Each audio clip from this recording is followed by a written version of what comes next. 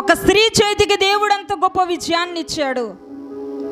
ఈ మాటలు వింటున్నటువంటి మనము మన యొక్క బలహీనతల వైపు చూసుకుంటూ, మన యొక్క ఆర్థికమైనటువంటి వ్యవస్థ వైపు చూసుకుంటూ దేవుని పనిలో మనం ముందుకు వెళ్ళలేనటువంటి వారిగా ఉంటూ ఉన్నామేమో. దేవుని యొక్క ప్రయాణముల యొక్క ఆత్మీయ జీవితంలో విజయం వైపు మనం పరుగులు చేయలేకపోతూ ఉంటూ ఉన్నామేమో. ఈ సమయంలో దేవుడు మనతో మాట్లాడుతూ ఉన్నాడు.